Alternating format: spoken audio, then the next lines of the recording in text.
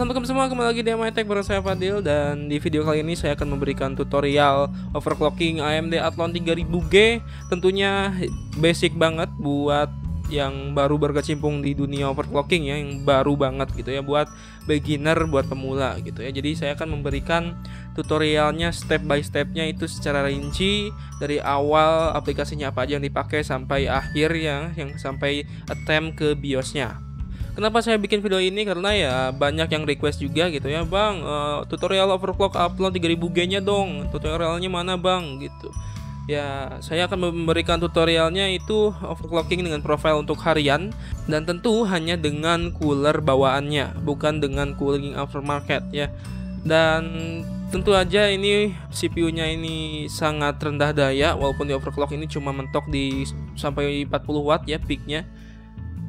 Dan oke, kita langsung aja. Tapi disclaimer, kalian gak usah terlalu terpaku dengan nilai overclocking mana yang saya kasih di tutorial ini. Kalian cukup buat ikutin aja si step by stepnya kayak gimana. Dan ya udah, daripada basa-basi lagi, kita langsung aja ke tutorialnya. Tapi saya pas benchmarkingnya nggak akan pakai OBS Studio, nggak akan pakai screen capture biar kelihatan ya si performa aktualnya gitu. Tapi pas lagi geser-geser si profile overclockingnya, saya bakalan pakai OBS Studio-nya ya buat screen capture-nya biar lebih enak gitu.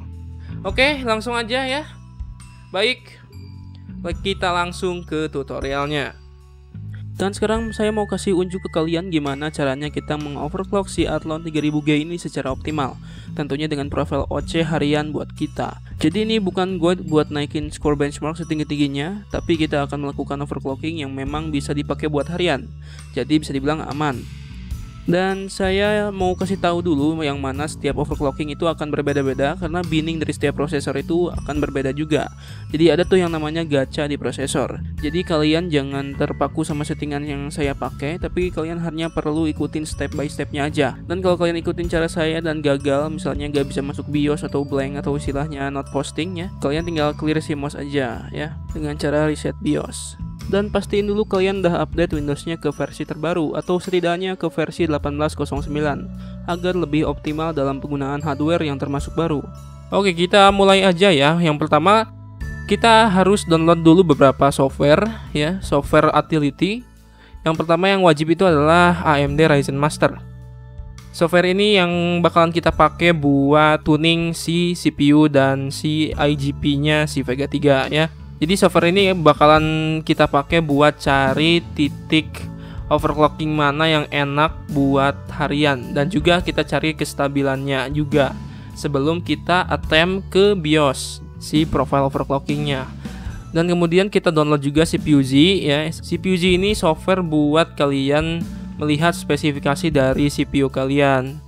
Dan juga selain CPU ada spesifikasi dari motherboard, kemudian dari memori juga ada gitu. Jadi cukup lengkap lah CPU-Z ini. Kemudian kalian download juga HW-Info ya. HW-Info ini adalah software buat monitoring keseluruhan sistem kalian, mulai dari core clock, memory clock, sampai voltase dan juga suhu dari CPU, bahkan GPU kalian, bahkan sampai storage pun terdeteksi di sini gitu. Jadi software ini adalah penampil sensor-sensor yang ada di PC kalian. Kemudian kalian juga bisa download GPU-Z. Oke, GPU-Z ini adalah software penampil informasi seputar VGA ya, GPU atau iGPU kalian. Pokoknya prosesor grafisnya akan ditampilkan di sini, sampai ke sensornya juga. Kemudian kita download juga Cinebench R15 ya. Kenapa saya pakai Cinebench R15? Karena yang pertama itu lebih familiar ya, mulai dari skornya pun kita bisa tahu ya, soalnya udah lama, mulai dari CPU yang paling rendah sampai CPU yang flagship kita bisa tahu skornya segimana di Cinebench R15 ini. Dan juga kenapa saya pakai Cinebench R15, yaitu ya karena proses rendernya itu lebih singkat, jadi nggak terlalu makan waktu banyak gitu ya. Tapi bebas, kalian juga bisa pakai Cinebench R20 bahkan R23 yang sekarang. Soalnya ya sama-sama software benchmarking, tapi masing-masing ada format skornya sendiri ya, tiap versinya itu. Oke, kemudian saya bakalan pakai Final Fantasy benchmark untuk benchmarking si Radeon Vega-nya juga. Kenapa saya pakai Final Fantasy benchmark ini ya? Karena Final Fantasy benchmark ini adalah software yang standalone gitu, gak perlu launcher apapun seperti Steam misalkan. Ya, kalau kalian mau pakai software benchmark yang lain seperti Nova Bench atau Unigine Heaven atau bahkan 3D Mark, kalian boleh-boleh aja. Tapi ya seperti 3D Mark contohnya itu harus di launch dengan Steam ya. Jadi ada beberapa resource lagi yang bisa menurunkan performa saat testingnya. Oke, setelah kalian download semua ya tinggal kalian install. Ya proses installnya sama aja kayak aplikasi lain ya, tinggal next kayak gitu. Ya install udah beres, siap ya. Dan karena saya juga udah diinstal semua ya, tinggal langsung kita eksekusi aja. Baik, sebelum kita overclock, kita lihat dulu ke CPU Z ya. Kita catat dulu defaultnya ini berapa sih si CPU-nya, default clocknya. Dan kita lihat clocknya di sini adalah 3,5 GHz atau 3500 MHz. Baik, ini adalah default clocknya ya. Kita catat dulu nih. Dan kita pakai motherboard Gigabyte A320M S2H V2 ya. Oke, kemudian kita langsung aja coba benchmark dalam kondisi default. Gimana sih performanya saat kondisi default? Nah, kita buka dulu HW-Info 64-nya. Kita buka sensornya aja, nggak usah sama summary-nya karena kita udah pakai CPU Z. Oke, kita lihat di sini kita dapat core voltage di 1,28 sampai 1,3 volt ya maksimumnya. Untuk defaultnya di 3,5 GHz. Baik, jadi currentnya di sini saat idle adalah 1,2 volt juga.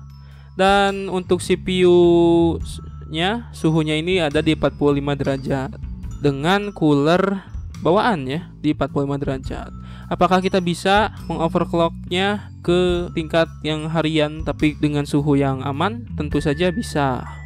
Baik, kita coba dulu buat benchmark si CPU-nya saat default ya. Kita buka Cinebench R15 dan saya akan tutup OBS-nya biar lebih enak dan dapat performa lebih baik daripada kita screen recordingnya. Kita langsung pindah aja ke kamera ya. Baik. Oke, setelah kita buka Cinebench R15, kita sekalian buka HW Monitor dan juga kita langsung benchmark aja di kondisi CPU default ya.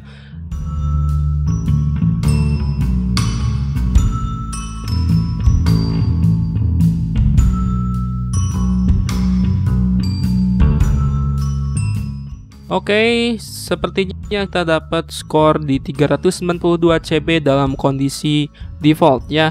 Oke, kita catat dulu ya. Dalam kondisi default, si Athlon 3000G dapat performa 392 CB. Oke, setelah ini kita buka GPU Z buat cari tahu berapa clock default dari si Vega 3 ini. Oke, kita lihat di sini si GPU clocknya ada di 1100 MHz dalam kondisi default dan memorinya di 1500 MHz. Oke, speed memory di sini adalah speed memory dari RAM kita. Misalkan saya ini pakai RAM 3000 MHz, maka akan terbaca di sini 1500 MHz karena ya emang VRAM-nya ngambil 2 GB dari RAM kita. Jadi RAM dari PC saya ini adalah 6 GB totalnya buat sistem dan 2 GB buat VRAM-nya. Dan kita langsung aja buka Final Fantasy benchmark ya, yang versi 15 ya, Final Fantasy 15. Oke, kita udah open. Kita pakai settingan 720p ya resolusinya dan di preset light. Soalnya ya biar lebih enak aja, yang agak playable gitu. Kalau settingan yang biasa kayaknya nggak akan mungkin bisa playable juga ya.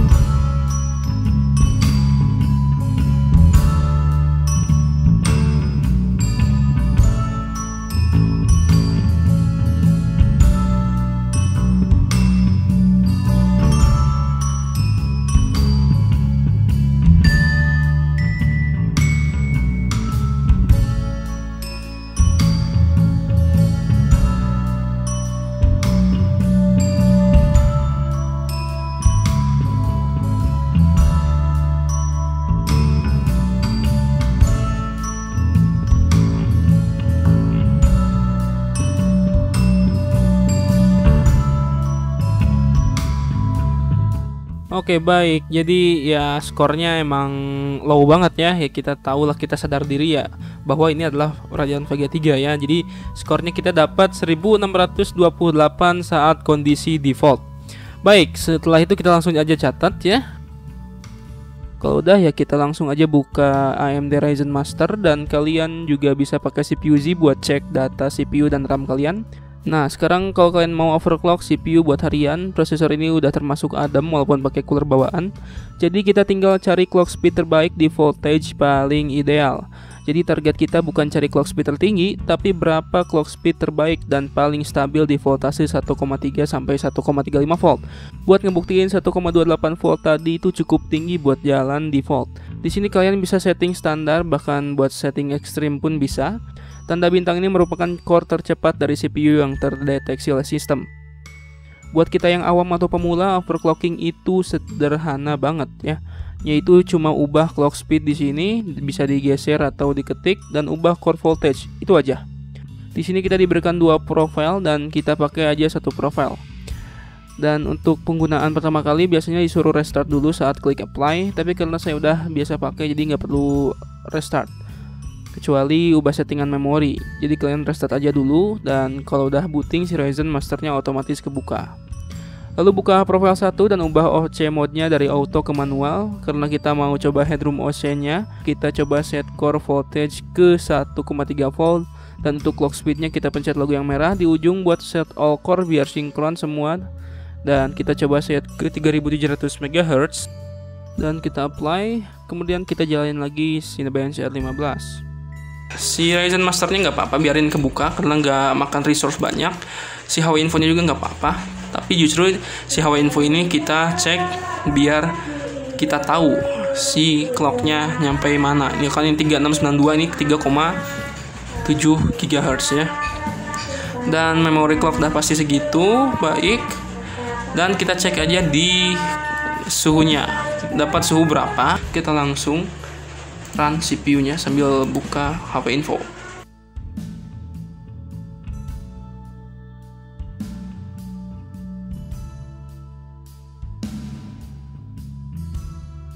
Dan kita lihat di sini ada peningkatan skornya dari 392 saat default.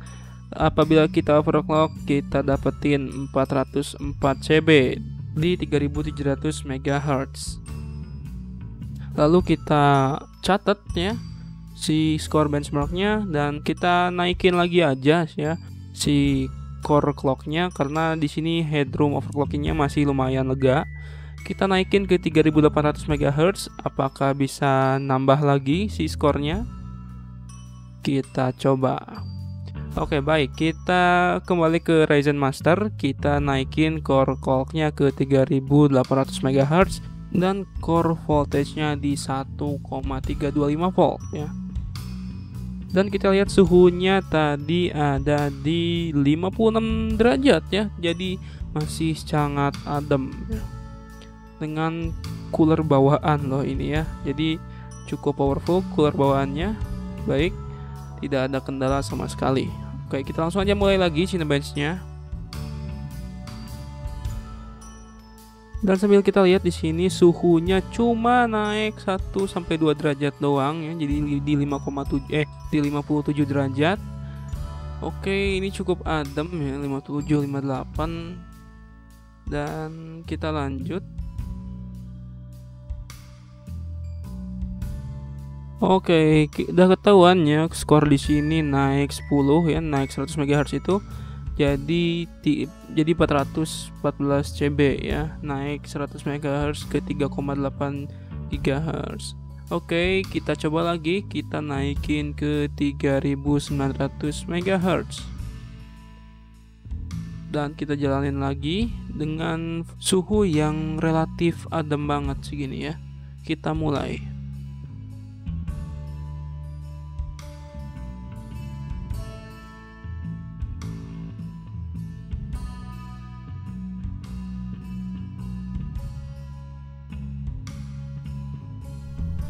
Oke, kita lihat di sini ternyata si skornya naik ke 425 CB.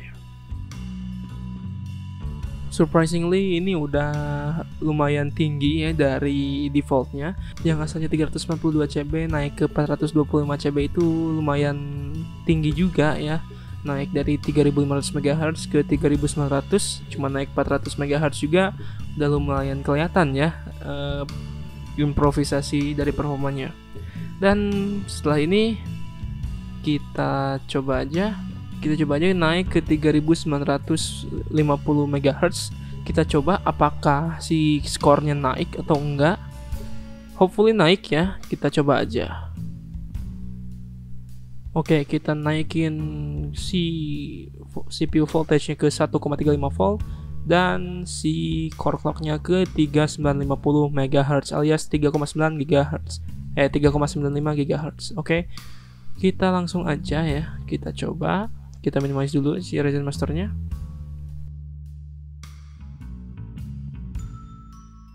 Oke, kita mulai aja langsung.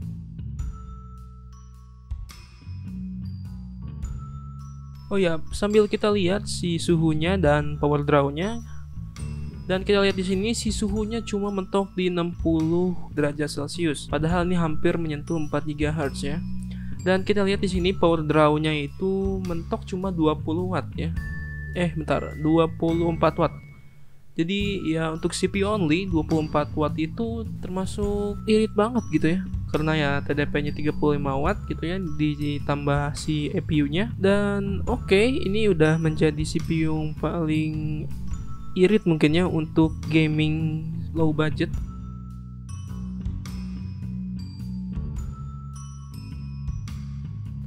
Oke, bisa kita lihat di sini si skor dari hasil overclocking AMD Athlon 3000G di 4,95 GHz di 1,35 volt ini ternyata nggak lebih tinggi dari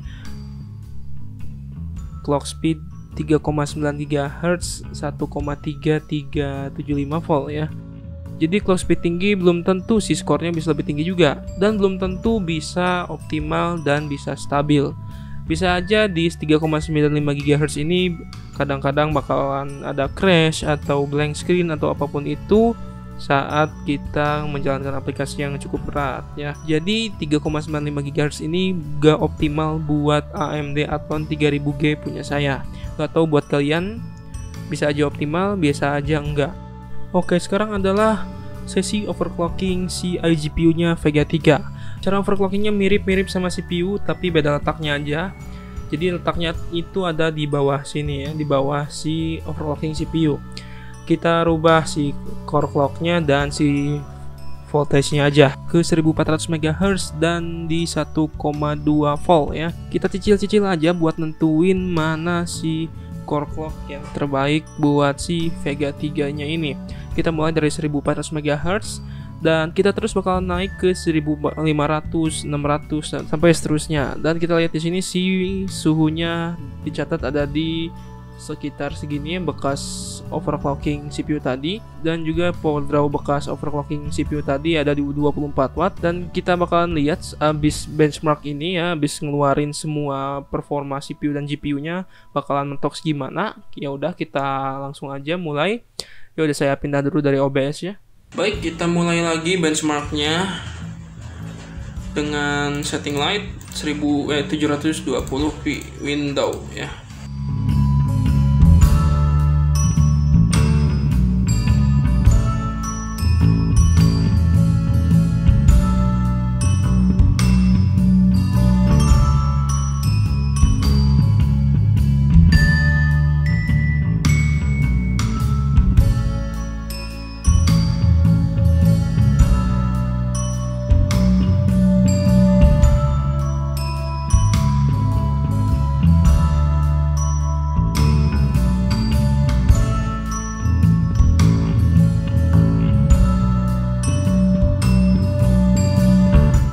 Baik, skornya jauh lebih tinggi berarti ya, beda 200 daripada default.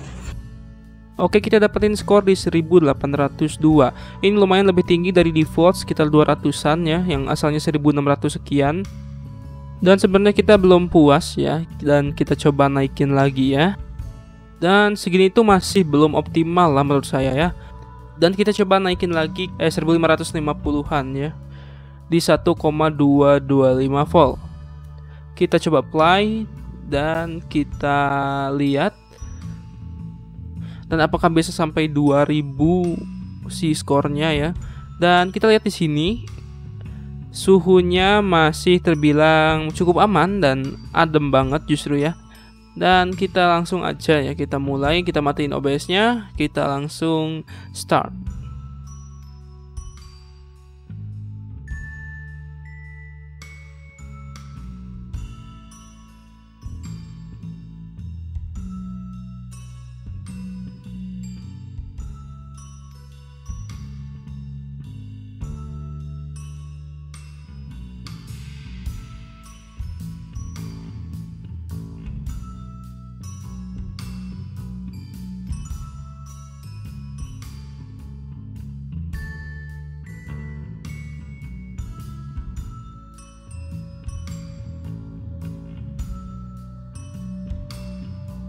Baik, jadi ini skornya cukup lumayan juga, bisa naik nambah hampir 200 ya daripada si yang 1400 MHz. Naik 150 MHz bisa naik juga ya.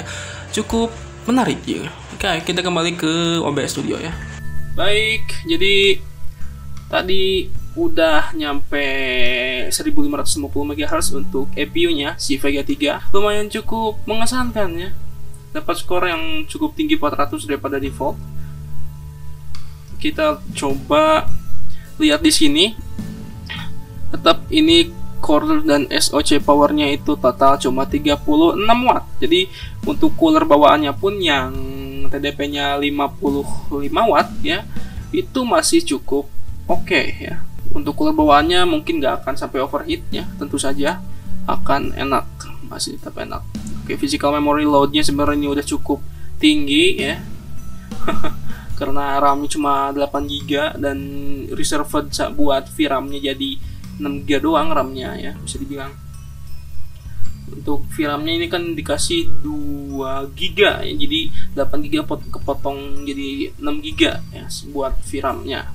Baik.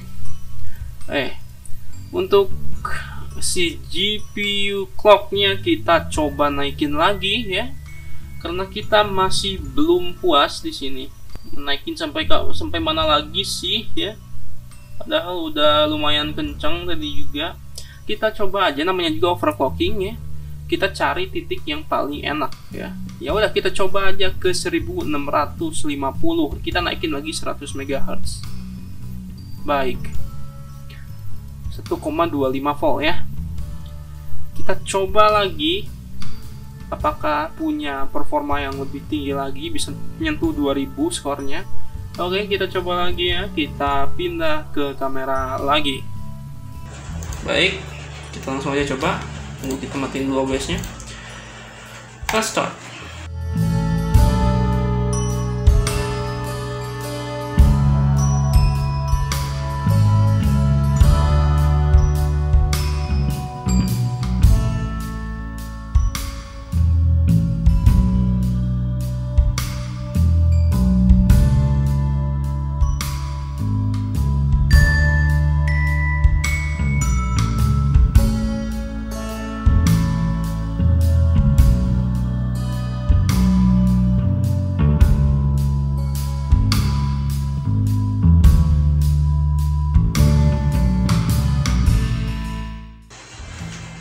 Baik ya, yang asalnya insufficient jadi low ya.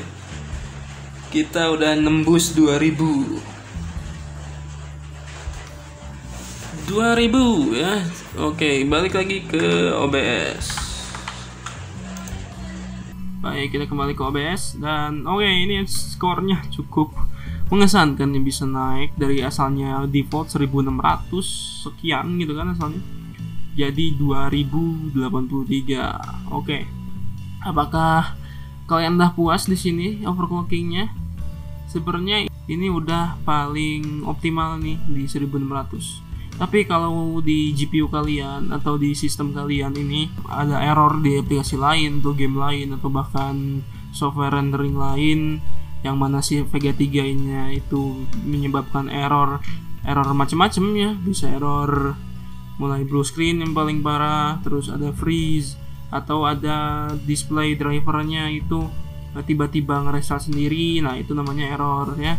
Errornya itu disebabkan karena ya dari mana lagi ya, dari overclocking ini. Jadi kalau kalian menemukan error, kalian bisa nurunin lagi sedikit demi sedikit sambil benchmarking lagi, karena ya dari situ ya benchmarkingnya bebas, dari mulai aplikasi yang kalian pakai pas saat error itu apa, mulai dari situ bisa gitu kan, biar ngecek apakah masih ada error atau enggak pas di OC ini gitu. Oke, kita coba lagi aja ya, kita ke 1720. Baik, 1,275. Apakah akan error atau apa? Kita coba aja di 1720. Baik, kita mulai lagi. Dan kita kembali ke kamera.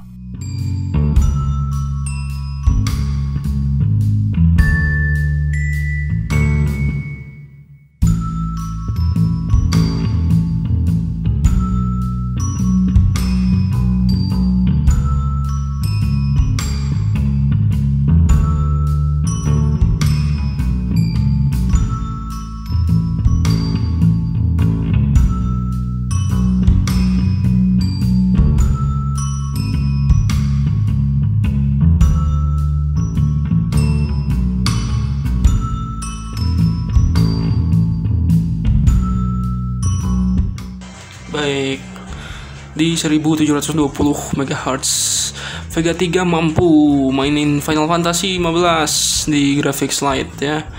Cukup menarik di sini. Kita kembali ke OBS dulu. Oke, jadi iya naik 100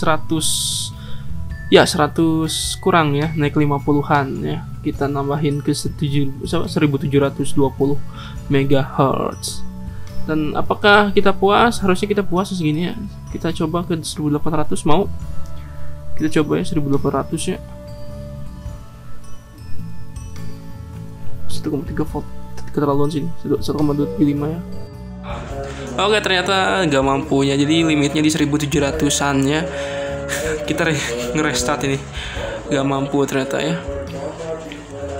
Oke, baik, ya udah, berarti cukup dari sampai sini ya.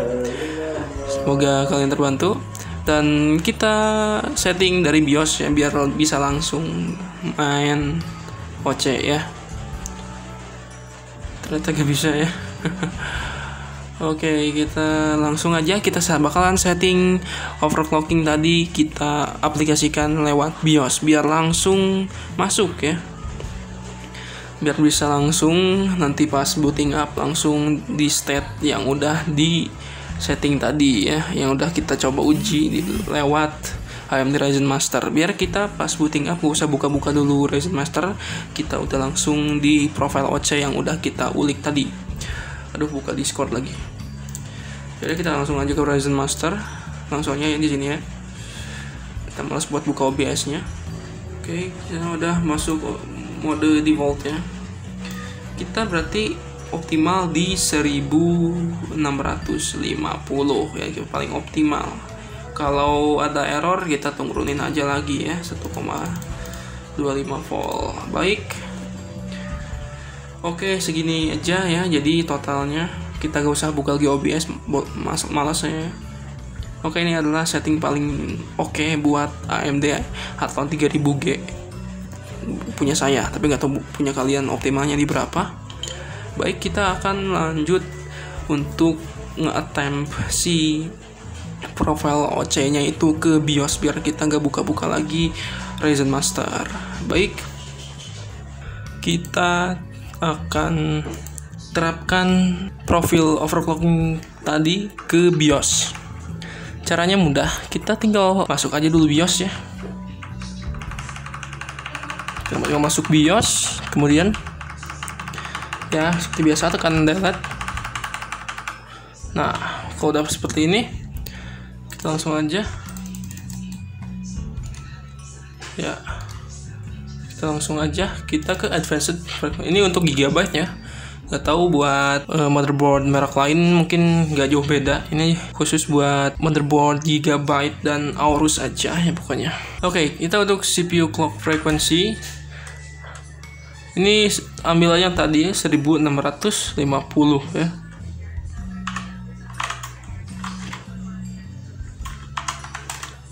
MHz dengan core voltage 1,25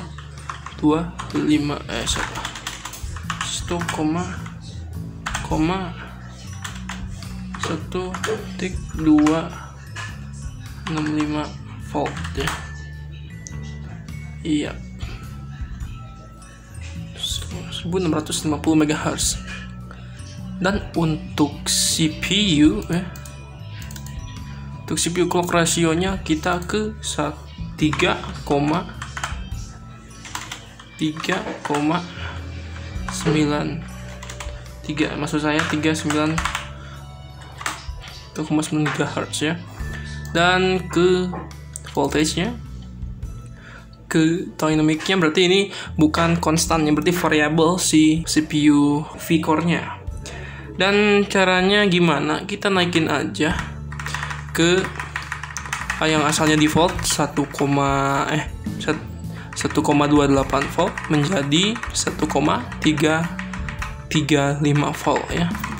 Berarti tinggal 0,0 volt, tinggal tambah aja lagi ke asalnya 2,8 tambah ke 335, berarti kita tambah ke 0,70 sekian ya, 0,078 volt. Udah kayak gini, udah ya.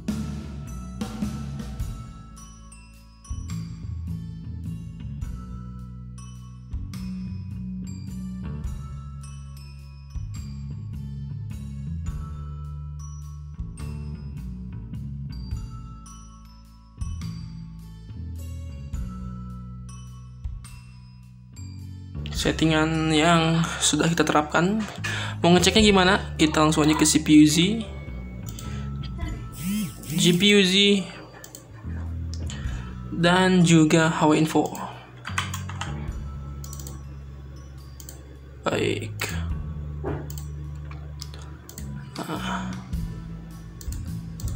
Sudah seperti ini.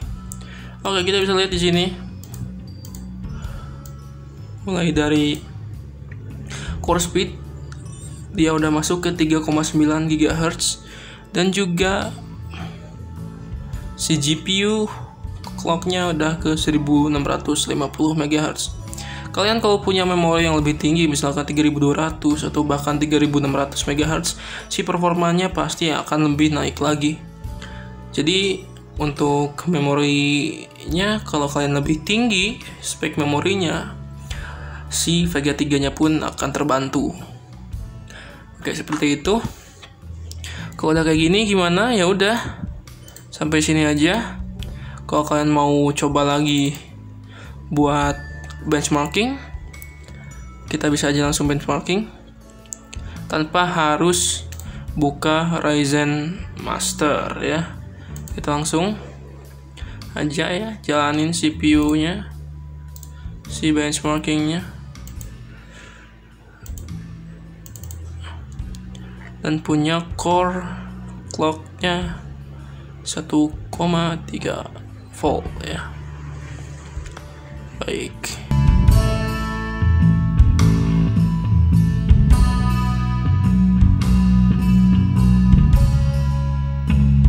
Oke, kurang lebih kayak gini. Karena ini udah buka banyak aplikasi, udah jadi begini ya. Skornya nggak terlalu powerful sebelum nggak ada aplikasi yang berjalan di background ya. Oke, seperti itu aja. Oke, itulah dia tutorial overclocking AMD Athlon 3000G beserta Radeon Vega 3-nya. Dan sebagai oleh-oleh terakhir ya dari video ini, saya akan kasih profile yang paling enak ya, yang tadi kesimpulan tadi hasil overclockingnya gitu ya. Jadi si profilnya apa aja sih buat AMD Athlon 3000G ini? Oke, yang pertama untuk profile CPU-nya, overclocking harian ini enak di 3900 MHz di 1,335 volt ya. Dan itu pun udah oke, udah saya tes, enak rendering di mana-mana pun, untuk game pun enak ya. Udah kelihatan tadi di Cinebench R15 dan juga di Final Fantasy-nya. Kemudian untuk VGA 3-nya ini stabil harian, enak, overclockingnya di 1650 MHz ya. Lumayan tinggi banget sih ya. Segitu udah wah, gitu asalnya 1100 ke 1650 cukup tinggi ya. Dan di voltase 1,25 volt udah cukup ya. Itu naik sekitar berapa? 500 core-nya di si Final Fantasy 15 benchmarknya. Ya udah itu aja ya. Jadi mudah-mudahan kalian terbantu. Kalau kalian suka ya like aja video ini gitu ya, share ke teman kalian juga yang punya Athlon 3000G atau apapun itu. Dan tutorial overclocking ini sebenarnya bukan cuma Athlon doang, Ryzen juga bisa, cuma beda dikit ya, cuma nggak ada PBO atau ya yang core-nya lebih sedikit juga untuk Athlon ini, sedangkan Ryzen lebih banyak. Dan juga jangan lupa subscribe ke channel ini ya, apabila kalian mau tahu ya video-video selanjutnya. Ya, sampai jumpa di video selanjutnya. See you next time. Stay safe. Wassalamualaikum.